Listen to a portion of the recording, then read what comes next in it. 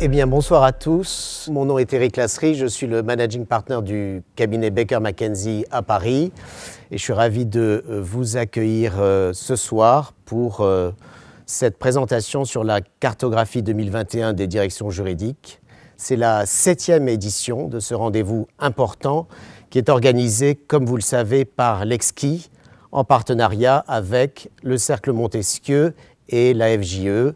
Et pour cette édition, le parrainage de Baker McKenzie est celui régulier de LexisNexis. Alors je vais me faire un plaisir de vous présenter mes invités qui sont avec moi au cabinet en présentiel, en commençant donc tout d'abord par Nathalie Debert. Vous êtes directeur juridique adjoint du groupe Renault et également administrateur du Cercle Montesquieu. Bonsoir à tous. Également à côté de vous, François L'Hospitalier. Vous êtes directeur juridique et compliance et vice-président de la FJE. Bonsoir. À côté de vous, Hélène Trink, que tout le monde connaît, j'en suis sûr, qui est bien sûr la fondatrice de l'EXCI Conseil, qui a donc organisé cette cartographie 2021. Et plus près de moi, Jean-Marc Thomas, qui est directeur du développement chez LexisNexis. Voilà, donc bienvenue à tous, bienvenue dans les locaux de Baker McKenzie. On est ravis évidemment de vous accueillir tous et je ne tarde pas à passer tout de suite la parole à Hélène Trink. Merci Éric Lasserie. Alors avant de vous présenter les résultats de la cartographie 2021 des directions juridiques, à mon tour je voudrais remercier les partenaires, donc le Cercle Montesquieu et la FJE, et aussi les sponsors de l'étude, LexisNexis et Baker McKenzie. Et je souhaiterais également mentionner le comité de pilotage de cette enquête. Comité de pilotage composé bien sûr de membres des différents représentants des différentes entités mentionnées, mais en particulier 3 directeurs juridiques, Nathalie Debert, Marie Battu-Dagen pour le Cercle Montesquieu, François L'Hospitalier pour la FJE. C'est important de dire que le comité de pilotage a été vraiment très actif sur cette édition à toutes les phases de l'étude. Nous souhaitons aussi remercier les 248 directeurs juridiques qui ont répondu à l'enquête. C'est vraiment eux qui nous donnent la matière de notre analyse. Et enfin, un mot sur la confidentialité. C'est une notion vraiment extrêmement importante. À peu près la moitié des personnes qui ont répondu ont communiqué avec moi grâce à leur adresse email et je dois les rassurer tout à fait en disant qu'une fois l'analyse statistique réalisée, j'ai bien sûr détruit, comme je m'y étais engagée, toutes les données personnelles. Donc tout ce qui sera présenté dans la cartographie, c'est vraiment des données agrégées et on respecte parfaitement l'anonymat des réponses. Voilà donc ce préambule. Alors, la cartographie des directions juridiques 2021, c'est... Vous envoyez la couverture ici à l'écran. Elle sera disponible très prochainement en téléchargement sur les sites de vos associations. Évidemment, nous avons décidé cette année de ne pas faire de version papier. Les modes de travail ont changé, donc vous comprendrez que c'est la version électronique qui vous sera disponible. Je veux aussi dire que nous avons la chance, avec cette technologie Zoom, de vous avoir presque en direct, enfin en direct et pas dans la salle malheureusement, mais vous êtes plus de 100 à vous être inscrits et je sais que vous pourrez aussi revoir en replay cet enregistrement. Donc on a vraiment une audience qui est accrue par ces nouveaux moyens. Alors je vais présenter donc l'enquête. La cartographie des directions juridiques, c'est une enquête qui est donc maintenant traditionnelle. C'est la 7e édition, comme l'a rappelé Éric Lasserie. Cette enquête est toujours constituée de 3 parties. Une première partie sur la fonction de directeur juridique, pour voir son évolution au fil des années, puisque je rappelle que la première édition de la cartographie était en 2010. Une deuxième partie d'études qui porte sur des sujets plus d'actualité. Et cette année, le comité de pilotage a choisi 3 sujets d'actualité. Le premier, c'est l'impact de la pandémie que nous avons vécu depuis mars 2020 sur la direction juridique. Deuxième sujet d'actualité, le directeur juridique comme gestionnaire du risque dans l'entreprise. Et enfin, troisième sujet d'actualité, la progression de la digitalisation de la direction juridique. C'est un sujet qui est de grande actualité et qu'on étudie déjà avec cette enquête depuis quelques années. Alors, troisième partie de la cartographie, c'est une partie qui est beaucoup plus chiffrée et c'est le budget de la direction juridique. Vous nous avez communiqué des éléments sur vos effectifs et vos dépenses, dépenses internes, dépenses externes. Donc avec ces éléments, on peut en sortir les ratios de gestion de la direction juridique qui sont les ratios qui sont utile lorsqu'on prépare son budget et lorsqu'on présente aussi son budget, parce que ça constitue un benchmark de la profession en France. Donc voilà le plan de la présentation qui sera évidemment succincte, mais après cette présentation, vous pourrez, nous pourrons répondre à vos questions. Je précise que vous pouvez tout à fait laisser pendant la présentation vos questions sur le Q&A que vous voyez donc en bas de votre écran. Et ça nous permettra d'essayer de vous apporter les éléments de réponse à la fin de la présentation. Alors, cette enquête en ligne a été réalisée au printemps dernier, du 21 mai au 13 juin, pendant 3 semaines et demie.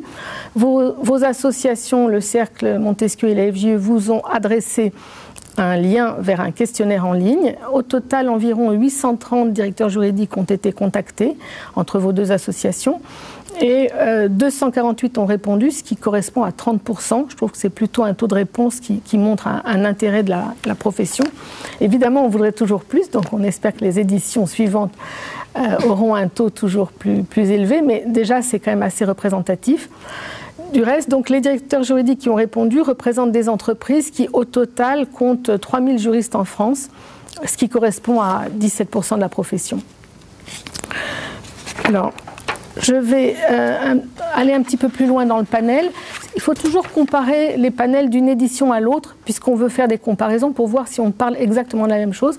Alors, le panel de l'édition 2021, donc, il s'agit des chiffres au 31 décembre 2020, comparé au panel de l'édition 2018, la précédente édition, qui sont les chiffres 2017. Donc en 3 ans, ce qu'on voit, c'est que globalement, on a à peu près les mêmes éléments, sauf que le pourcentage de sociétés cotées est un peu plus bas cette année. On a 44% de sociétés cotées, alors qu'il y a 3 ans, on avait 50%.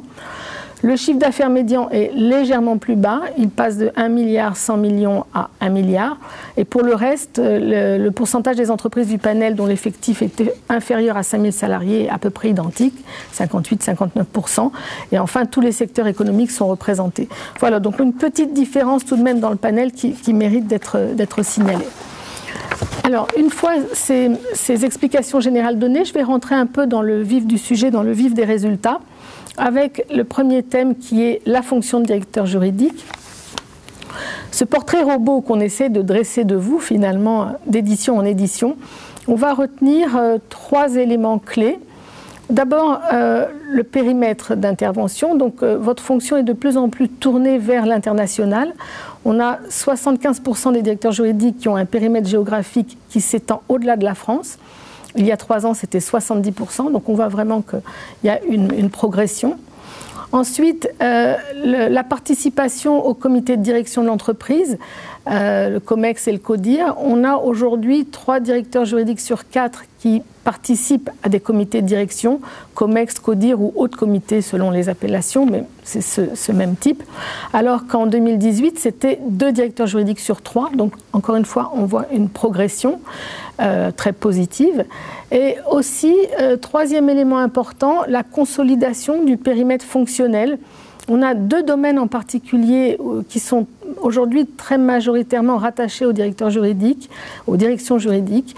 C'est le domaine conformité, éthique, compliance et le domaine des données personnelles. Donc, dans 3 entreprises sur 4, 77% des cas, c'est rattaché à la direction juridique. Et je pense que c'est important d'avoir ces chiffres à l'esprit. On voit vraiment les évolutions se consolider d'édition en édition.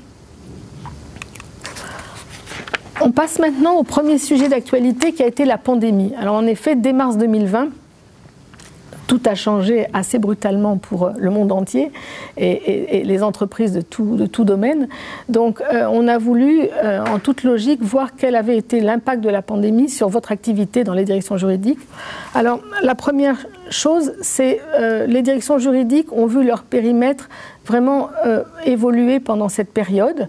En particulier, elles ont été sollicitées sur des nouveaux domaines du droit en lien avec la crise. Donc c'est vraiment la moitié des directions juridiques qui ont vraiment clairement modifié leur domaine d'intervention. Ensuite, deuxième thématique sur laquelle on reviendra plus en détail, c'est la digitalisation de la fonction juridique, de la direction juridique. Elle est vraiment accélérée. On voit que 92% des directeurs juridiques ont transformé leur méthode de travail. Alors, ce n'est pas nécessairement en 2020, peut-être que 2020 a rajouté à la digitalisation, mais enfin, on voit vraiment que les choses ont bougé. Quand on posait la question en 2018, on avait seulement 75% des directions juridiques qui avaient initié un projet avec les outils qu'on a mentionnés. Donc ça, c'est vraiment important et on sait bien que la digitalisation a été vraiment indispensable pendant la période pour continuer à travailler. Et puis, troisième élément sur cette pandémie, elle a donné une visibilité accrue de la fonction juridique. Alors, comment est-ce qu'on a mesuré ça ? On a posé la question de savoir si les entreprises avaient mis en place une cellule de crise pour gérer cette période particulière de la pandémie. Alors, on a 4 entreprises sur 5 qui ont créé une cellule de crise. Et dans ces entreprises, les directeurs juridiques en ont fait partie. 2 directeurs juridiques sur 3 en ont fait partie. Donc, il y a une visibilité quand même assez nette de la direction juridique à cet égard. Autre question d'actualité, le directeur juridique comme gestionnaire du risque, c'était un souhait du comité de pilotage parce que c'est vraiment le vécu aussi des directeurs juridiques. On a essayé de mesurer ça. La première question portait sur la présence ou non d'un programme de conformité dans l'entreprise. La réponse est vraiment manifeste. 85% des entreprises du panel ont déployé un programme de conformité. Donc, c'est très, très clair. Et deuxième question, c'est lorsque le directeur juridique a été confronté à un sinistre dans un des domaines de conformité, quel a été son rôle ? Donc, c'est important de signaler que 3 directeurs juridiques sur 4 sont directement intervenus dans des sinistres dans l'un des domaines couverts par le plan de conformité. Donc, c'est vraiment très prégnant, c'est vraiment un rôle très, très, très marquant, très visible. Alors, on a demandé au directeur juridique de qualifier son rôle dans ce type de sinistre et avec l'analyse par nuage de mots, il ressort des mots-clés assez significatifs, conseil, stratégie, coordination et pilotage des actions. Donc c'est intéressant de voir que dans ce type de crise et de gestion de sinistre, le rôle du directeur juridique, c'est vraiment de piloter, de définir les stratégies de gestion du sinistre, c'est vraiment le point important, et puis ensuite de piloter et de coordonner les actions de prévention et de remédiation. Donc c'est un rôle vraiment très, très marqué et très visible encore une fois. Je vais préciser ici les principaux risques que la direction juridique est amenée à gérer. Donc vous voyez sur l'écran ce graphe qui indique les différents risques. Bien sûr, il était possible de répondre sur l'ensemble des risques proposés. Protection des données, c'est vraiment le risque numéro 1. 82% donc des répondants ont indiqué avoir à gérer ce type de problématique. Juste derrière vient la lutte contre le blanchiment, corruption, financement du terrorisme. Derrière, les sujets de gouvernance et de RSE. Et plus loin derrière, à 23%, le respect des droits humains, diversité et puis d'autres risques éventuellement mentionnés. Voilà donc un peu les sujets de risques qui sont indiqués par les directions juridiques. On passe maintenant à la digitalisation de la direction juridique avec 2 questions. Alors, un état des lieux d'abord de 2021. Une question qui était, votre direction juridique a-t-elle initié déjà un projet de transformation des méthodes de travail des juristes qui utilisent une ou plusieurs des technologies suivantes? Vous voyez sur ce graphe deux couleurs. Ce qui est en vert, c'est les données 2021. Ce qui est en bleu, les réponses à cette même question en 2018. On voit immédiatement que la signature électronique de documents s'est vraiment imposée dans les entreprises, puisque 81% des répondants l'ont mise en place, alors qu'en 2018, on avait seulement 38%. Donc on voit qu'il y a vraiment, ça a été l'outil qui s'en est évidemment le mieux tiré, si on peut dire, de cette période. Ça a été ce qui a été le plus facilement mis en œuvre.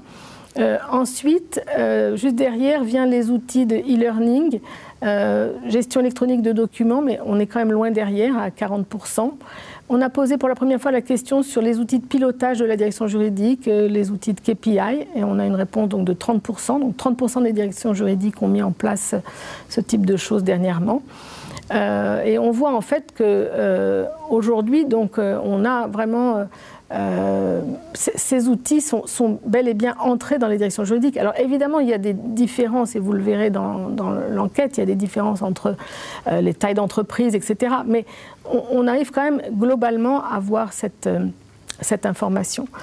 Question suivante, c'est et les projets. Quels sont les projets des directions juridiques, toujours sur ces mêmes outils? On a encore, finalement, on a 3/4 des directions juridiques qui disent continuer dans la question de la digitalisation de la direction juridique. Ça, c'est déjà intéressant. Alors, parmi les outils sélectionnés, le tout premier qui sort à 31%, c'est génération automatique de contrats. Alors, ce n'est pas forcément seulement l'outil de génération automatique de contrats, c'est peut-être simplement un outil d'établissement des contrats. Mais en tout cas, la problématique contractuelle, elle est vraiment au cœur du métier, donc je ne suis pas tellement surprise de voir ça en tout premier. Mais viennent juste derrière, à nouveau, le pilotage de la direction juridique. Ça, il semble que ce soit vraiment quelque chose de nouveau, d'important. Et je pense qu'on sait que pour bien gérer, il faut mesurer. Donc, c'est normal que les directions juridiques commencent, celles qui ne l'ont pas déjà fait, à s'intéresser à ces outils de KPI. Et puis, vient à nouveau gestion électronique de documents, e-learning juridique et signature électronique, c'est vraiment ceux qui ne l'ont pas déjà fait. Mais je ne sais pas comment ils ont réussi à travailler pendant la pandémie, mais en tout cas, voilà, pour sûr, ils vont s'y mettre. En matière de digitalisation, je voudrais mentionner en passant, mais c'est important, une enquête dont la publication a été faite la semaine dernière. C'est un livre blanc qui a été publié suite aux travaux d'un groupe commun au Cercle Montesquieu et à la FJE sur la digitalisation des processus de compliance dans l'entreprise, des process de compliance dans l'entreprise. Donc ça vient de sortir et je pense que c'est intéressant de le regarder et ça va de toute façon dans la logique de ce qu'on est en train de se dire ici.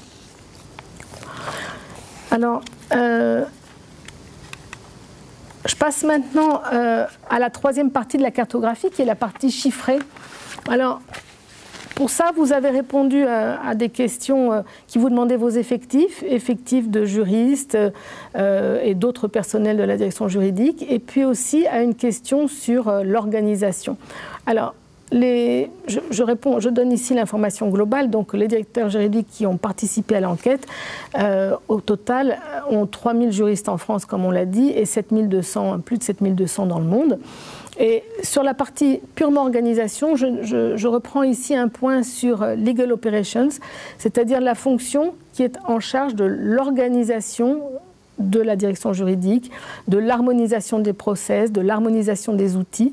Alors, ce qu'on voit, c'est que cette fonction existe aujourd'hui, c'est la partie en vert dans le graphe, dans 21% des directions juridiques, c'est-à-dire 4 directions juridiques sur 5 ont quelqu'un qui s'occupe de cette fonction Legal Operations. Ce n'est pas nécessairement une personne dédiée, ça peut être une personne de l'équipe qui s'intéresse à ces sujets.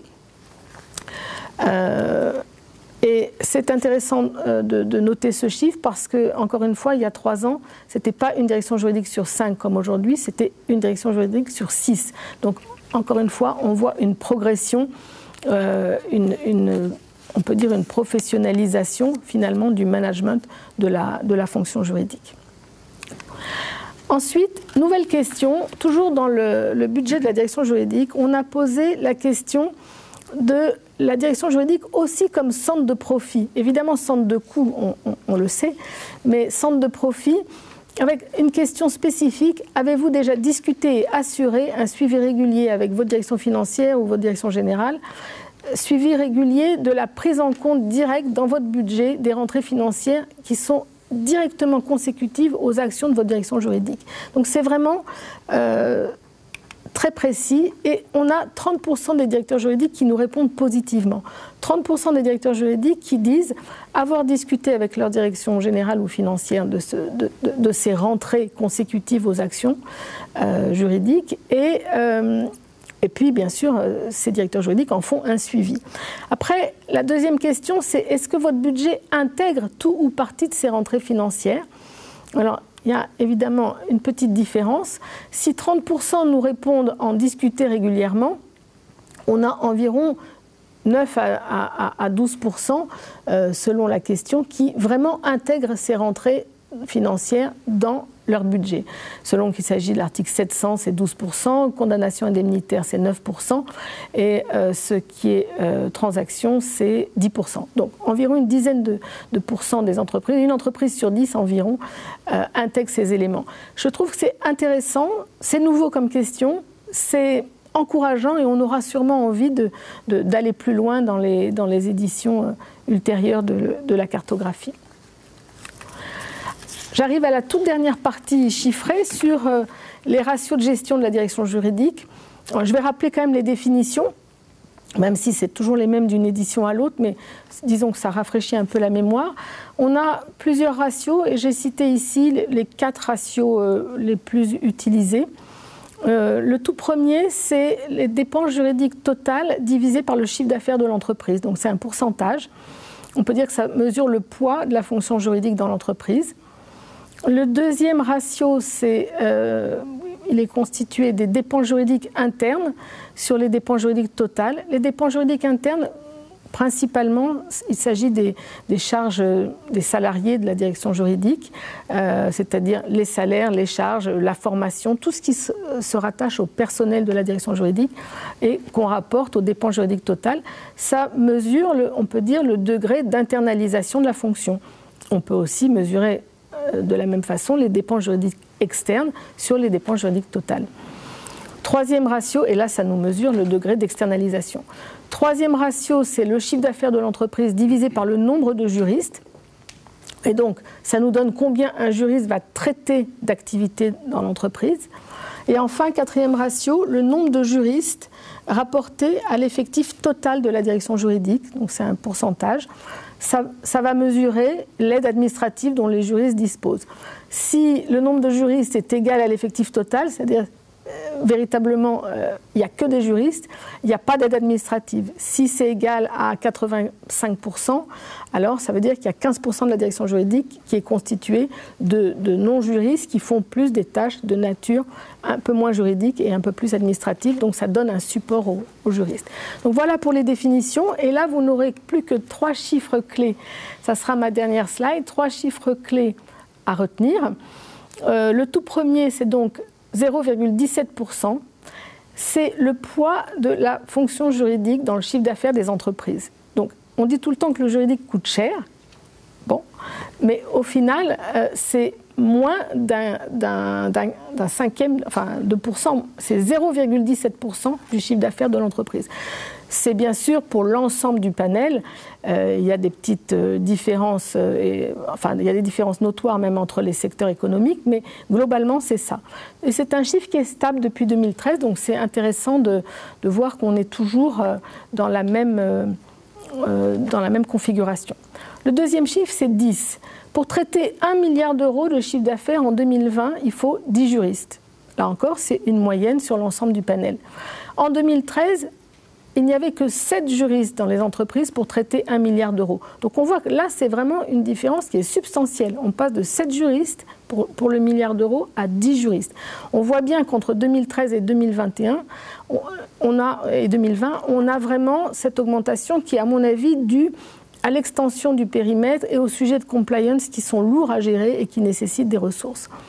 Et troisième chiffre, c'est 67%. Alors, 67%, c'est 67% du budget des directions juridiques c'est les dépenses internes. Donc, l'internalisation, c'est 67% du budget. En 2013, on avait 60%. Donc, on passe de 60 à 67%. Les dépenses se sont un peu internalisées entre 2013 et 2020. Sûrement, c'est lié aux recrutements qui ont été faits, d'une part, et d'autre part, c'est peut-être lié aussi à la volonté de réduire les coûts en période de crise. Voilà, globalement, c'est ça.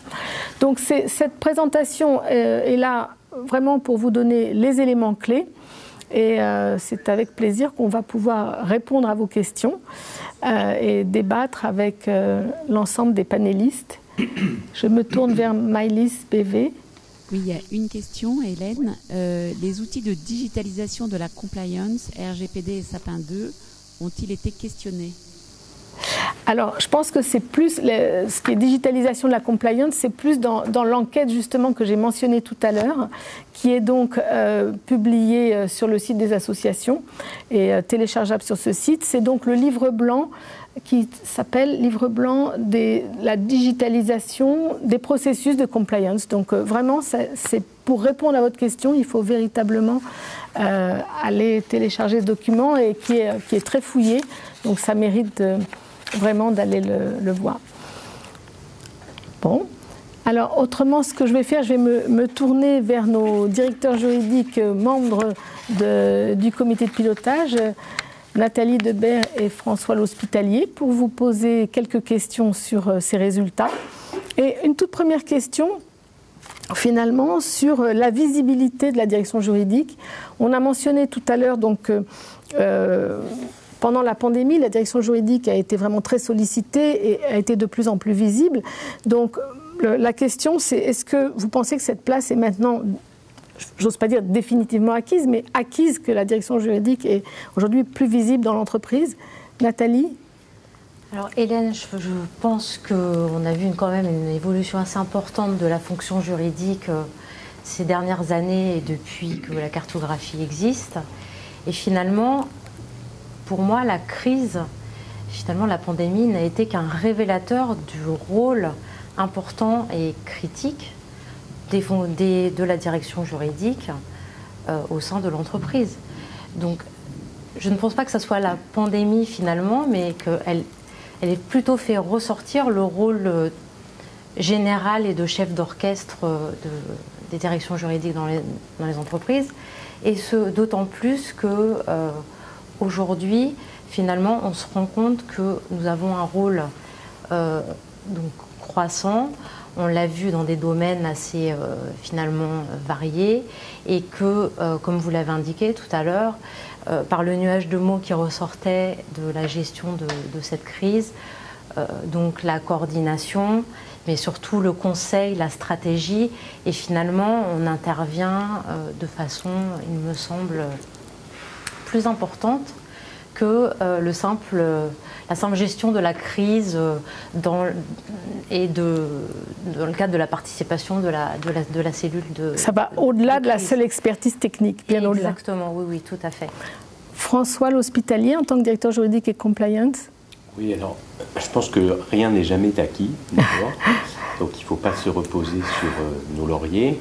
Je pense qu'il y a deux éléments qui expliquent sans doute cette évolution. Il y a un événement conjoncturel, effectivement, comme l'a dit Nathalie, je la rejoins, sur cette crise qui a mis en lumière le rôle des directeurs juridiques, mais qui sont aussi allés chercher. C'est-à-dire qu'ils n'ont pas attendu qu'on vienne les chercher, ils se sont investis dans les cellules de crise et ils ont pu montrer leur plus-value et leur rôle stratégique. Donc voilà, je pense qu'il faut saluer le rôle des directeurs juridiques pendant cette période, qui ont été extrêmement sollicités et sursollicités, et ça a sans doute mis en lumière le rôle de la direction juridique pendant cette période de crise. Donc ça, je pense que c'est le facteur conjoncturel qui a mis en lumière sans doute encore plus le poids de la fonction juridique. Et puis on le voit aussi dans les résultats de l'enquête, il y a un mouvement de fond, j'allais dire, beaucoup plus profond du rôle et de la place des directions juridiques dans l'entreprise et notamment de leur présence au sein des COMEX et des CODIR qui évoluent, on le voit au gré de chaque enquête, de plus en plus et de façon plus profonde. Donc je pense qu'il y a ce double phénomène qui explique qu'effectivement la place des directions juridiques est croissante et j'ose dire n'est pas prête de s'arrêter. Mmh. Mais il ne faut pas se reposer sur ses lauriers. Voilà, ok.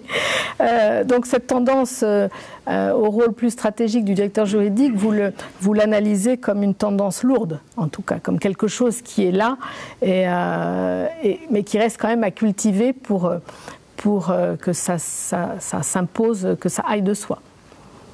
Ok, je vais avoir une autre question cette fois sur le budget de la direction juridique. Pour la première fois cette année, on a parlé des rentrées financières, donc c'était intéressant de se poser cette question. Comment réagissez-vous par rapport à ça? Est-ce que c'est quelque chose qui vous paraît devoir s'imposer aussi, ou alors ça dépend des entreprises, ça dépend des contextes? François? Alors, ce qui est intéressant dans l'enquête, c'est qu'il y a 57% des directions juridiques qui ont un budget stable, 23% en hausse et 20% en baisse. Donc, ça veut dire que dans cette période où globalement dans l'entreprise, tous les budgets ont été rabotés et on a dû faire des économies à peu près dans toutes les directions, on voit globalement celui de la direction juridique, même si je vous rejoins, il est encore à un niveau insuffisant parce que 0,17%, c'est pas suffisamment fort, et quand on dit que la direction juridique est un centre de coût, 0,17%, ça reste quand même assez modeste, mais en tout cas sur le budget global sur une année 2020, moi c'est ce que je veux retenir, les budgets n'ont pas baissé. Donc je trouve que par rapport à des budgets globaux dans toutes les directions qui, eux, ont baissé, c'est à signaler, et je pense qu'il y a quelque chose sur lequel on va pouvoir là aussi capitaliser. Nathalie, sur l'aspect rentrée financière? Moi, je suis assez d'accord avec ce qu'a dit François. Finalement, on se rend compte que très peu de directions juridiques voient leur budget impacté ou réduit de façon significative.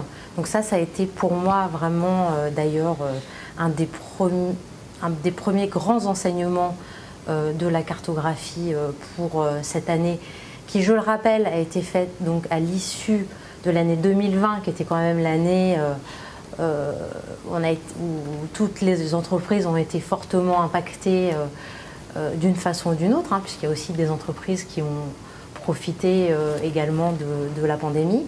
En tous les cas, moi je relève que la plupart des directions juridiques n'ont pas vu leur budget baisser, que néanmoins, effectivement, il y a eu une internalisation plus importante, et c'est là où ensuite on pourra parler de la digitalisation, parce que je pense que effectivement, on nous demande quand même de faire plus, donc faire plus avec la même chose, ça a quand même des conséquences sur le fait qu'il faut quand même trouver des solutions par rapport à cela. Et puis finalement, on revient quand même à ce serpent de mer, la direction juridique, centre de profit. Est-ce que c'est véritablement le but recherché? Puisque ce qu'on nous demande aussi, c'est d'intervenir en amont, d'être le gardien du temps, donc d'éviter aussi un certain nombre de problèmes. Donc est-ce qu'on cherche forcément à quantifier? Maintenant, effectivement, il y a un certain nombre de stratégies qui sont lancées par des directions juridiques en matière de recovery, entre autres, pour faire en sorte, oui, de pouvoir matérialiser leur action. Parce qu'il est certain que pour les directions juridiques, c'est toujours un challenge de démontrer aussi finalement le gain, ou en tous les cas l'absence de difficultés éventuelles du fait des mesures qui ont été mises en œuvre, par exemple dans le cadre d'une cartographie des risques.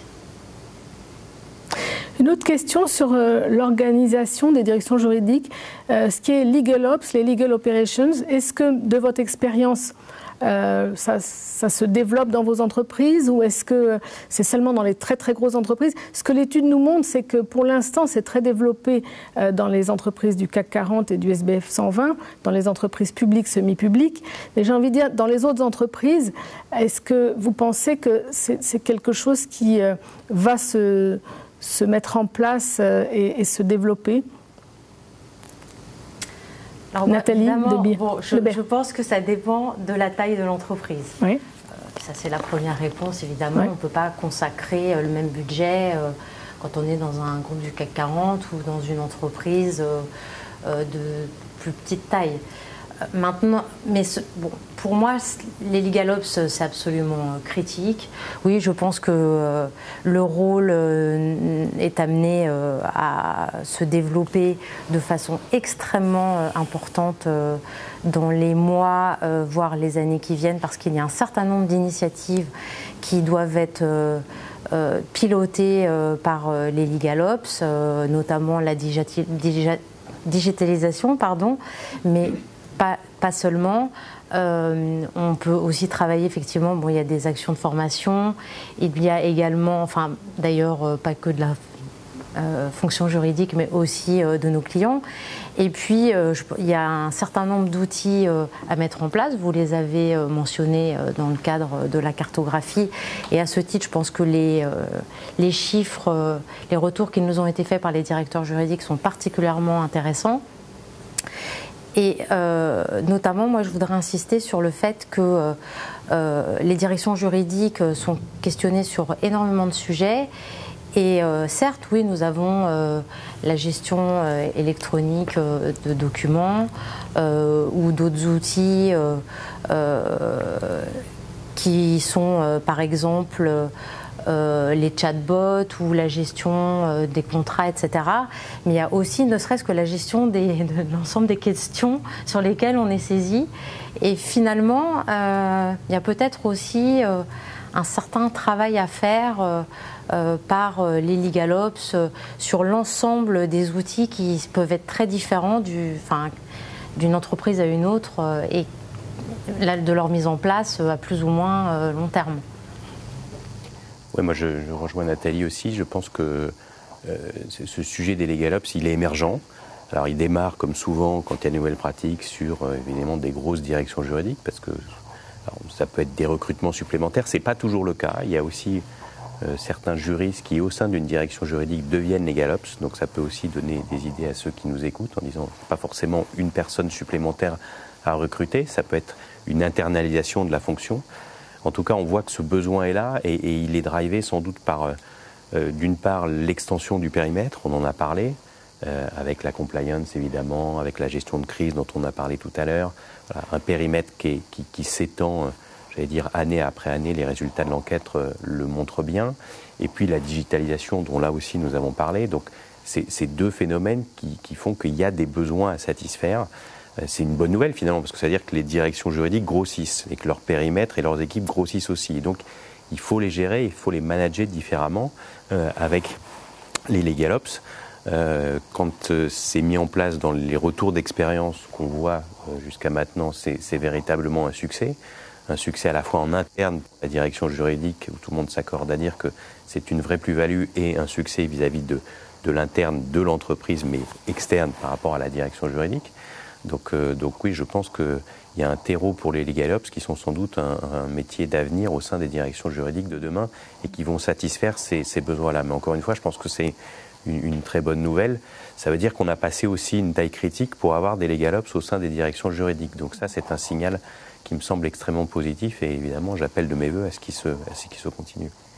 Ok, c'est aussi ce que disait Nathalie, quand on demande de faire plus avec moins, il faut forcément mettre de la rationalisation et avoir quelqu'un qui gère ces process en interne, qui gère les outils.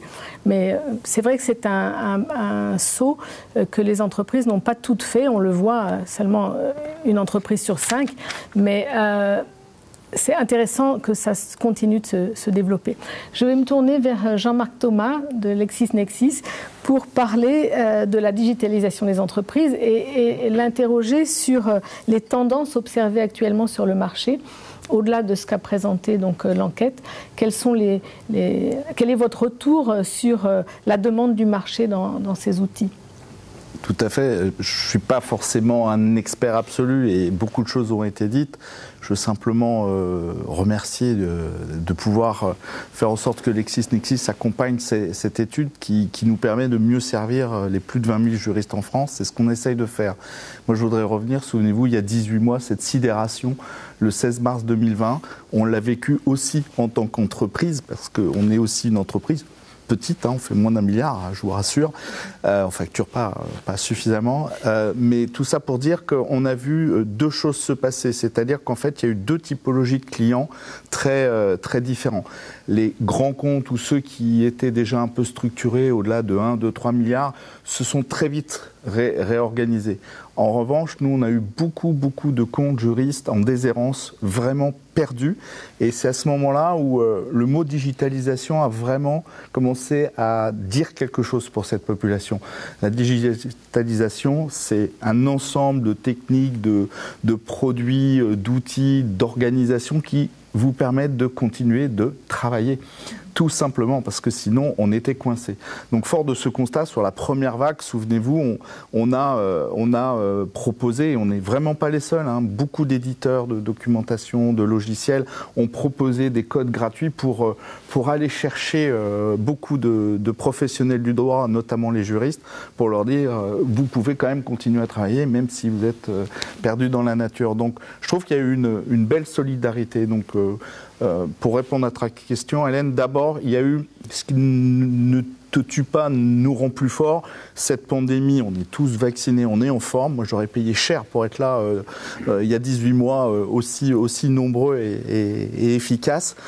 Très clairement, on a vraiment compris ce qu'a pouvait apporter tout cet ensemble d'outils, que ça soit sur le monde documentaire, le monde du logiciel, etc. Tout ce qui est dit dans l'étude le prouve. On voit l'adoption évidemment de la signature électronique qui est un des éléments les plus évidents. On ne pouvait pas se réunir, mais il y en a d'autres. Il y a tous les process de signature d'assemblée générale. C'est en train de prendre une ampleur énorme. Donc, retirons cette leçon plutôt positive de la pandémie, c'est qu'on a appris à mieux travailler, ne plus avoir peur de tous ces outils qui étaient à notre disposition. Et l'autre axe qui est plus de prospective, c'est qu'on a appris à travailler tous autant qu'on est avec les Zoom, les formats hybrides, les Teams, tous ces outils qui étaient là depuis des années et qu'on n'utilisait pas. Et comme tout le monde s'y est mis, ce qu'on commence à sentir, c'est que finalement, cette façon de travailler va avoir un impact sur les nouvelles solutions. On a déjà des éditeurs qui commencent à proposer des façons de travailler, que ce soit pour les juristes ou les avocats. C'est un phénomène qui s'appelle la teamsification. C'est-à-dire qu'en fait, on a appris depuis des mois, presque 1 année et demie, ça pourrait être la zoomification, on n'a pas d'action Microsoft, mais très clairement de dire, ok, on commence à travailler de cette façon-là, tout le monde le fait, et est-ce que quand on fait un dossier client, est-ce qu'on fait un projet, on ne pourrait pas continuer à intégrer finalement les contenus juridiques, les logiciels à l'intérieur de ce qu'on a appris à faire ensemble. Et c'est ce qu'on voit se dessiner. Peut-être ça va, le soufflet va peut-être redescendre, mais comme tu me demandes de la prospective, nous on commence à sentir que pas mal d'éditeurs de solutions juridiques pour tous les professionnels du droit et du chiffre commencent à se poser la question d'intégrer leurs solutions documentaires, de logiciels à l'intérieur des façons qu'on a appris tous collectivement à faire. Merci Jean-Marc Thomas. Je me tourne vers Maëlys qui me signale des questions sur le chat. Oui, tout à fait, Hélène. Sur la question de la direction juridique comme centre de profit, on a mesuré le nombre de directeurs juridiques qui en ont parlé avec leur DG, mais cela implique-t-il une augmentation, une stagnation, une réduction de l'idée que la direction juridique doit être rentable, entre guillemets? Ah, alors, et là, je n'ai pas la réponse, mais clairement, ça nous montre qu'on a des directeurs juridiques qui sont tout à fait conscients qu'il y a des rentrées financières et qui en parlent avec leur direction. Au-delà, c'est un petit peu difficile de supputer. Je pense que ce sujet est intéressant, il est nouveau et il méritera vraiment d'être creusé lors d'une prochaine édition. Je ne peux pas répondre tellement plus, sauf si Nathalie et François...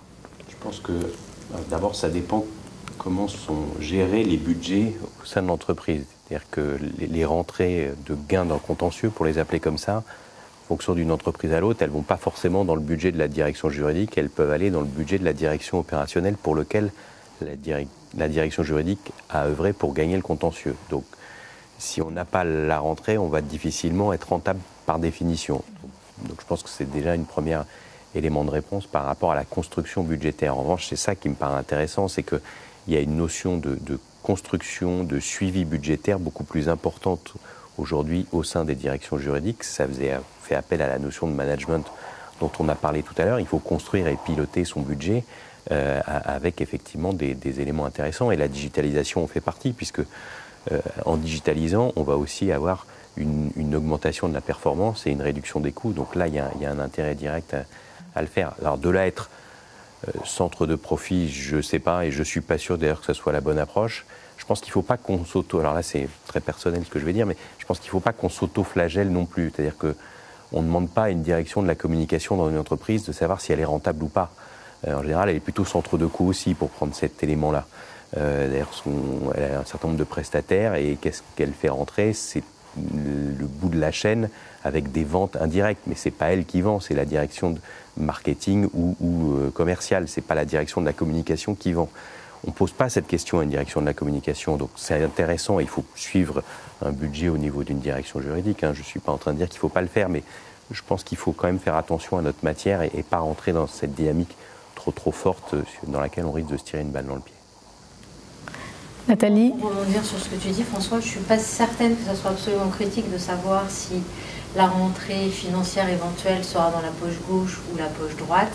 Par contre, ce qui me semble important, pour revenir au débat sur la digitalisation et les KPIs notamment, c'est de démontrer la performance de la direction juridique. Et effectivement, les données chiffrées, quoi qu'on en dise, ça y participe, c'est certain. Maintenant, est-ce que effectivement on doit s'auto-flageller? Je ne suis pas certaine non plus. Disons, la notion de retour sur investissement en direction juridique, c'est quand même pas évident, mais ça n'empêche qu'on a besoin d'avoir des indicateurs, donc, et des indicateurs chiffrés. Donc, les rentrées financières, ça peut en faire partie. Peu importe si ça rentre ou pas dans le budget de la direction juridique, mais en tout cas, c'est présent, ça rentre dans l'entreprise. Ça peut en faire partie et je crois que c'est de toute façon intéressant de mesurer aussi d'une certaine façon l'efficacité, je mets vraiment des guillemets, de la direction juridique dans ses contentieux. Voilà. Oui. On en avait discuté avec le comité de pilotage et ça sera un point effectivement qu'on creusera pour la prochaine cartographie. C'est surtout la trajectoire qui est importante à mesurer, plutôt que le point sur une année précise. Autre question, Maëlys Bévé? Oui, sur le risque numéro 1, protection des données, est-ce les données personnelles au sens RGPD ou les données de l'entreprise en général, le savoir-faire, la stratégie, les secrets de fabrique, l'innovation, l'obligation de confidentialité, etc. Alors, on n'est pas rentré dans ce niveau de détail, c'est vraiment les données au sens, à mon avis, c'est au sens RGPD au minimum. Mais... Et ensuite, une autre question, l'étude montre-t-elle une disparité de ratio, nombre de juristes, chiffre d'affaires, selon les secteurs d'activité? Alors oui, j'ai oublié de préciser en effet que là, j'ai donné les éléments, les chiffres clés pour l'ensemble du panel, mais dans le document lui-même cartographie, on a beaucoup de détails parce que ces éléments sont donnés selon 3 axes. Le secteur économique de l'entreprise, et là on a agrégé les éléments par grands secteurs, c'est-à-dire l'industrie, les services financiers, les services non financiers et enfin distribution commerce. Donc ça c'est un premier axe, secteur économique. Un deuxième axe c'est la taille de l'entreprise, et là c'est selon l'effectif de l'entreprise au 31 décembre 2020. Et un troisième axe c'est le périmètre géographique du directeur juridique. Donc oui, on a le détail de ces éléments. Et du reste, c'est comme ça qu'il faut utiliser la cartographie. Quand vous lirez les chiffres 2020, vous pouvez comparer vos dépenses 2020 à ces éléments-là et selon ces 3 axes. Évidemment, il n'y a pas une bonne réponse. On ne peut pas dire que pour votre entreprise, la vraie bonne réponse, c'est tel chiffre. C'est juste, ça vous permet d'approximer selon ces 3 axes les chiffres... plus exactement, de comparer les chiffres réels de votre entreprise selon ces 3 axes, et ça vous permet de voir où vous positionnez. Voilà. Donc oui, il y a du détail qui est donné pour répondre à la question. D'ailleurs, je recommande vivement effectivement de vous reporter aux chiffres parce qu'ils sont très très intéressants en fonction effectivement de la taille de l'entreprise, l'industrie, etc. Et ça nous permet de nous benchmarker de façon importante. On le fait au sein des associations, je pense que ça fait partie du rôle premier. Quand on discute avec nos collègues.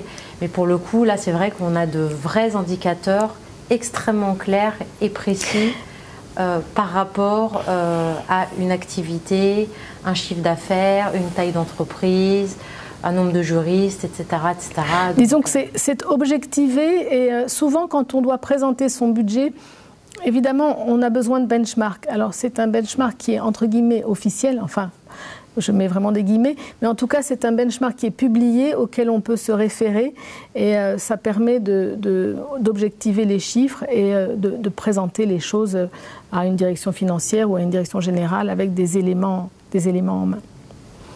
Voilà, est-ce qu'il y a d'autres questions? Est-ce que vous-même, vous souhaitez ajouter quelque chose, Nathalie Debert, François L'Hospitalier? On a fait le tour de la cartographie. Merci beaucoup Hélène, parce que c'est toujours très instructif. Je crois que c'est un temps fort qui est attendu par nos différentes associations, effectivement, parce que cette mesure est fort utile ensuite pour nous au sein des directions juridiques pour pouvoir effectivement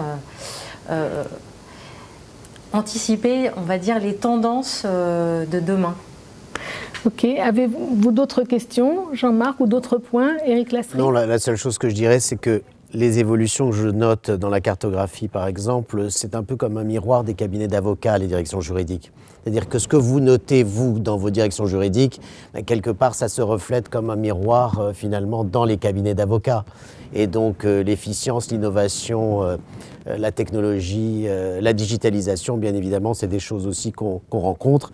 Et puis surtout, on voit qu'au fur et à mesure que les directions juridiques deviennent de plus en plus staffées, sophistiquées, finalement, et ben nous aussi, notre positionnement, pareillement, dans le reflet, finalement, doit se positionner vers de la plus forte valeur ajoutée pour pouvoir répondre, finalement, à des directions juridiques qui sont de mieux en mieux équipées.